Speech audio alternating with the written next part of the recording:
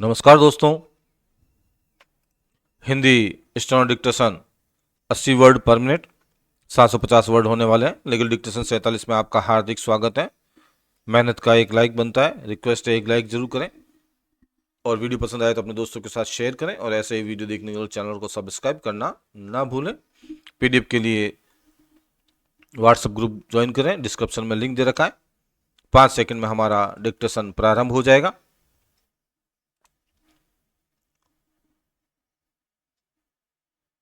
Start. अभियुक्त ने झूठा छेड़छाड़ का आरोप लगाकर प्रार्थी की प्रतिष्ठा को नुकसान पहुंचाया और उसके खिलाफ फर्जी मुकदमा दर्ज किया। विराम। अभियुक्त ने जानबूझकर और दुर्भावना से प्रार्थी के खिलाफ झूठे आरोप लगाए, जिसके कारण प्रार्थी की प्रतिष्ठा को गंभीर नुकसान हुआ। विराम। यह मामला मानहानि और झूठे मुकदमे के आरोपों पर आधारित है। पैराचेंज। प्रस्तुत मामला थाना सूरजकुंड में पंजीकृत है, जिसमें अभियुक्त रेखा पत्नी संजीव निवासी सूरजकुंड ने प्रार्थी नरेंद्र कुमार निवासी चौधरी मार्केट के खिलाफ झूठे आरोप लगाए और पुलिस में छेड़छाड़ की शिकायत दर्ज कराई। विराम। अभियुक्त का आरोप था कि प्रार्थी ने उसे जानबूझकर रास्ते में रोककर छेड़ा, जिससे वह मानसिक रूप से परेशान हो गई। प्रार्थी ने तुरंत पुलिस थाना में जाकर इस शिकायत का खंडन किया और यह स्पष्ट किया कि अभियुक्त ने उसके खिलाफ पूरी तरह से झूठा मामला बनाया है। विराम।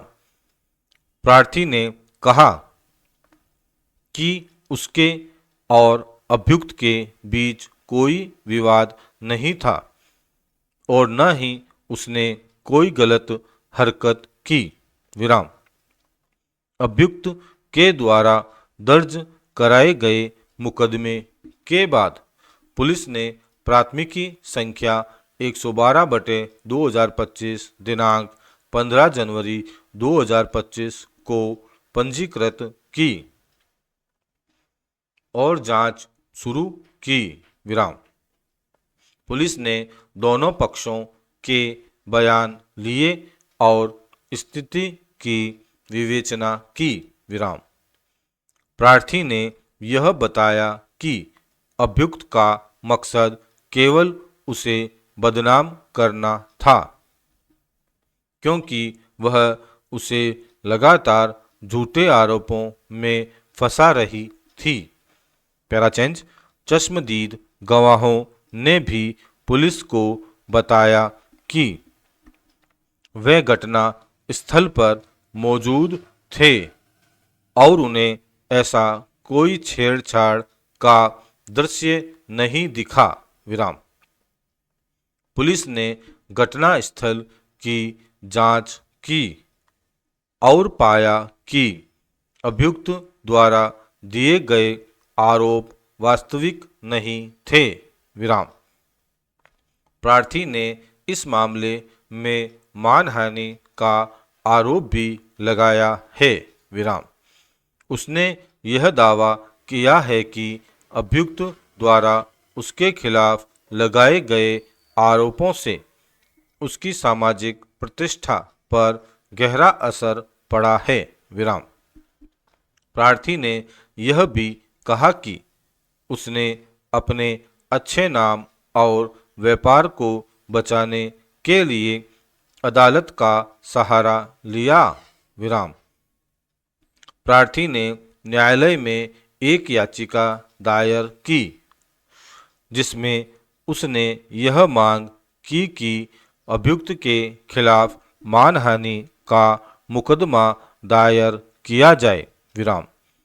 प्रार्थी ने यह भी अनुरोध किया कि अभियुक्त को जुर्माना लगाया जाए ताकि समाज में झूठे आरोप लगाने वालों को कड़ा संदेश मिले।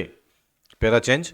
अभियुक्त के वकील ने इस याचिका का विरोध करते हुए तर्क दिया कि आरोप सही थे और वह केवल अपनी सुरक्षा के लिए यह मामला दर्ज करवा रही थी। विराम। उसने कहा कि प्रार्थी ने उसके खिलाफ गलत तरीके से आरोपों को नकारने का प्रयास किया, लेकिन अभियोजन पक्ष ने यह सिद्ध किया कि आरोप पूरी तरह से झूठे थे। Para change. कोर्ट में प्रस्तुत किए गए साक्ष्यों में पुलिस रिपोर्ट, चश्मदीद गवाहों के बयान और घटनास्थल के दस्तावेज शामिल थे। विराम। गवाहों ने स्पष्ट रूप से कहा कि उन्होंने घटना को देखा और ऐसा कुछ भी नहीं हुआ जैसा अभियुक्त ने कहा। विराम। इसके अलावा प्रार्थी ने सोशल मीडिया पर अपने व्यापार और प्रतिष्ठा से संबंधित पोस्ट और प्रमाण प्रस्तुत किए जो यह सिद्ध करते थे कि अभियुक्त के झूठे आरोपों ने उसकी छवि को नुकसान पहुंचाया था। Para change. मान्यवर न्यायालय ने इस मामले की गंभीरता को ध्यान में रखते हुए अभियुक्त के खिलाफ मानहानि का मामला स्वीकार किया। विराम। न्यायालय ने कहा कि यह स्पष्ट है कि अभियुक्त ने जानबूझकर प्रार्थी की प्रतिष्ठा को नुकसान पहुंचाने के लिए झूठे आरोप लगाए थे। विराम। इसके बाद न्यायालय ने अभियुक्त के खिलाफ धारा 499 और 500 आईपीसी मानहानि के तहत आदेश पारित किया। Para change. अभियुक्त ने जमानत याचिका दायर की, लेकिन न्यायालय ने यह विचार करते हुए इसे अस्वीकृत कर दिया कि इस प्रकार के झूठे आरोपों से समाज में अव्यवस्था उत्पन्न हो सकती है। विराम। न्यायालय ने यह कहा कि समाज में ऐसे व्यक्तियों के खिलाफ कड़ी कार्रवाई की आवश्यकता है जो दूसरों की प्रतिष्ठा को नुकसान पहुंचाने के लिए झूठे आरोप लगाते हैं। Para change. न्यायालय ने यह निर्देश भी दिया कि अभियुक्त के खिलाफ समाज में झूठे आरोप लगाने के कारण दंडात्मक कार्यवाही की जाए, ताकि भविष्य में कोई व्यक्ति इस प्रकार के झूठे आरोप लगाने से पहले 2 बार सोचे। विराम। न्यायालय ने प्रार्थी की प्रतिष्ठा की रक्षा के लिए संबंधित न्यायिक प्रक्रिया को शीघ्र पूरा करने का आदेश दिया। विराम। प्रार्थी ने न्यायालय से निवेदन किया कि अभियुक्त को झूठे आरोप लगाने के लिए सजा दी जाए और उसे जुर्माना लगाया जाए। विराम। साथ ही प्रार्थी ने यह भी अनुरोध किया कि उसके खिलाफ लगाए गए आरोपों के कारण उसकी प्रतिष्ठा को हुए नुकसान की भरपाई की जाए। विराम।